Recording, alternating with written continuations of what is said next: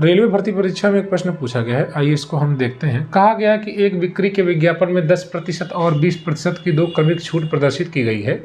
यदि नकद भुगतान पर 5% की अतिरिक्त छूट दी जाती है तो नकद भुगतान करके खरीदारी करने पर मिलने वाली कुल छूट ज्ञात करें। मान लीजिए कि 100 यूनिट की वह वस्तु रही होगी और उस पर पहली जो छूट दी जा रही है वो 10% की दी जा रही है, मतलब 100 पर 10 की छूट, तो यानी कि 90/100 यानी कि 9/10, यानी कि वस्तु 9/10 गुना हो जा रही है ना। और फिर दूसरी जो छूट है वो है 20% की, यानी कि 1/5 की, यानी कि 5 पर 1 की छूट, यानी कि वस्तु 4/5 गुना हो जाएगी, है ना। और इसके बाद नगद भुगतान पर 5% की अतिरिक्त छूट है। इसका मतलब कि 5/100 की छूट, यानी 100 पर 5 की छूट, यानी कि 1/20, यानी कि 20 पर 1 की छूट, यानी कि वस्तु 19/20 हो जाएगी नगद भुगतान पर। तो इसको भी हम यहाँ पर इस तरह से सॉल्व कर देंगे। अब इसको देखिए, हम इसको 20 से कैंसिल आउट करेंगे, 20 25 और 5 बार में, और 5 से 5 को कैंसिल आउट कर देंगे।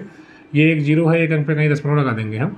9 चौक को 36 है, या 19 चौक 76 है, और 76 गुणे 9 कर देंगे, बटा 10 हो जाएगा। एक अंक पे दशमलव है, लग जाएगा यहाँ पर 0 है तो।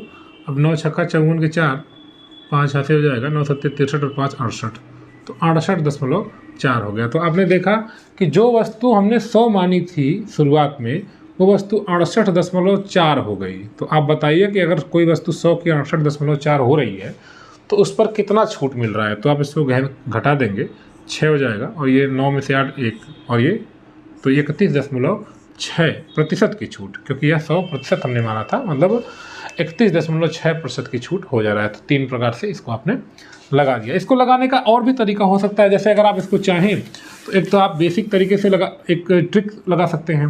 जैसे 10% और 20% है, और एक तीसरी छूट जो है वो 5% की है।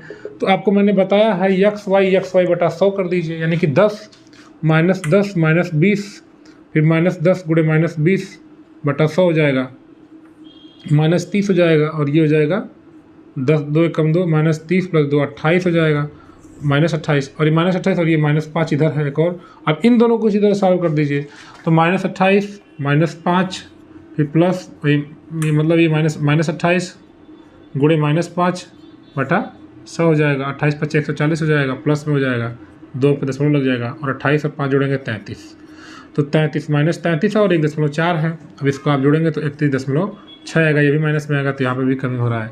तो यहाँ पर आप इस तरीके से भी लगा सकते हैं, जो आपको ट्रिक बताया गया है xy बटा 100 से।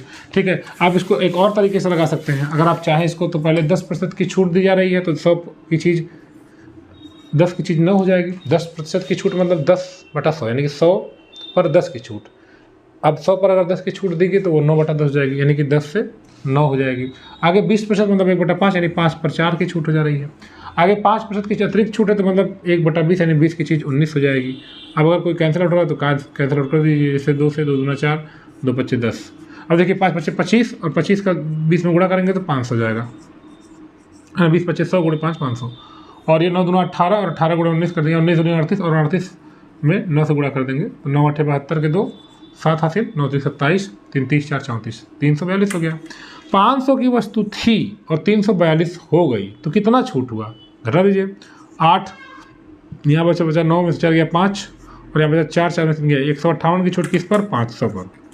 तो 100 पर कितना, इसको आप निकालेंगे, इससे कैंसिल आउट करेंगे, 5 3 15, 5 एकम 5 5 3। तो आपने देखा, हमने इसको 3 तरीके से आसानी से लगा दिया, 31.6% की छूट आ गई। आप कुछ भी कोई भी तरीका लगाएंगे, आप आसानी से इस सवाल को लगा देंगे। अगर आप रेलवे की तैयारी करते हैं तो इस चैनल को जरूर सब्सक्राइब करें, जहाँ हम प्रीवियस ईयर क्वेश्चंस की प्रैक्टिस कर रहे हैं। सपोर्ट करें इस चैनल को आप। धन्यवाद।